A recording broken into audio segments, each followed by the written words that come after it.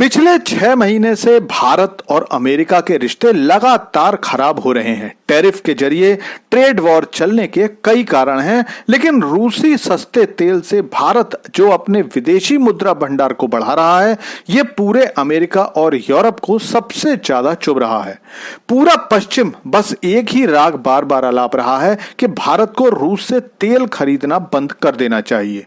ये देश कह रहे हैं कि भारत ही रूस को यूक्रेन से लड़ाई की फंडिंग कर रहा है, लेकिन अब भारत ने अमेरिका को उसी के पिंजड़े में फंसा दिया है।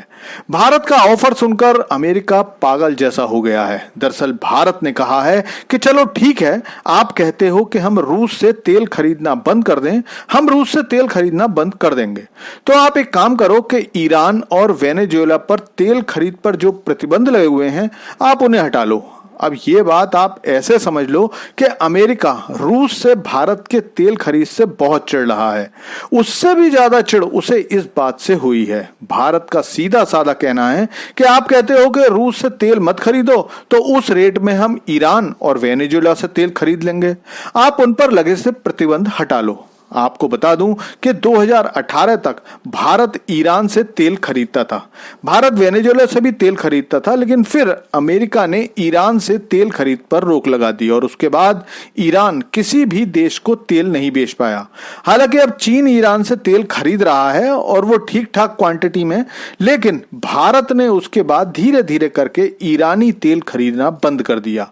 इसी तरह वेनेजुएला, जो कि दक्षिणी अमेरिका का एक देश है और दुनिया का दूसरा सबसे बड़ा तेल निर्यातक देश है, अमेरिका ने 2020 से पहले उस पर भी कई प्रतिबंध लगा दिए। एक समय जो देश तेल उत्पादन में काफी आगे था और जहां की खुशहाली और अमीरी मशहूर थी, धीरे धीरे बर्बाद होने लगा और आज वेनेजुएला दुनिया के उन देशों में है जिनकी मुद्रा पूरी तरह से बर्बाद हो चुकी है। सीधी बात है, भारत अगर ईरान से तेल खरीद शुरू करता है तो एक तो ईरानी तेल सबसे अच्छी क्वालिटी का माना जाता है, दूसरा भारत के लिए ट्रांसपोर्टेशन टाइम और ट्रांसपोर्टेशन कॉस्ट दोनों बहुत कम हो जाएगी। लेकिन अब सवाल उठता है कि अमेरिका के लिए भारत की यह शर्त मानना क्या सच में आसान होगा? तो देखो, यह बात तो आप मानकर चलो कि अमेरिका ऐसा कुछ नहीं करने वाला। पहले बात करते हैं कि ईरान को क्यों प्रतिबंधों से राहत नहीं मिलेगी। तो आपको याद होगा कि 3 महीने पहले ईरान पर अमेरिका ने हवाई हमला किया था।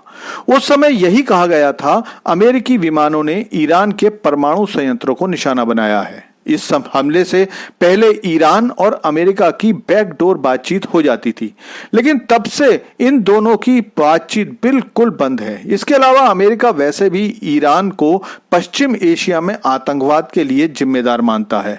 अमेरिका और इजराइल को यही डर रहता है कि अगर ईरान पर से प्रतिबंध हटाए तो एक तो तेल के सारे खेल पर से सऊदी अरब और अमेरिका की पकड़ कमजोर हो जाएगी, क्योंकि ईरान अपने तेल कुओं से जितना चाहेगा तेल निकालेगा। और दूसरा डर यह है कि जब इतने प्रतिबंधों के बाद भी ईरान न्यूक्लियर कैपेबिलिटी के इतने नजदीक पहुंच गया है, तो तेल बेचकर जो पैसा आएगा उससे तो ईरान न केवल न्यूक्लियर हथियार बनाएगा बल्कि और भी ज्यादा हथियार खरीदेगा, जो इजराइल के लिए नया खतरा पैदा करेगा। दूसरा देश वेनेजुएला है। तो ये वीडियो देखिए, इसमें दिख रहे जहाज अमेरिका में हैं और माना यही जा रहा है कि जल्दी ही अमेरिकी सेना वेनेजुएला पर हमला कर देगी।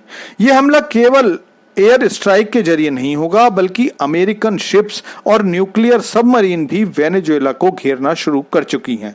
अमेरिका खुद वेनेजुएला के राष्ट्रपति मादुरो की सत्ता को हटाकर वहां के ऑयल फील्ड्स पर किसी भी तरह से कब्जा करना चाहता है। इसलिए वेनेजुएला से तेल खरीद पर से प्रतिबंध हटना नामुमकिन है। इसीलिए मैंने कहा कि भारत का ऑफर कोई सीधा साधा ऑफर नहीं है, बल्कि एक ट्रैप है जिसमें अमेरिका नहीं फंसना चाहेगा।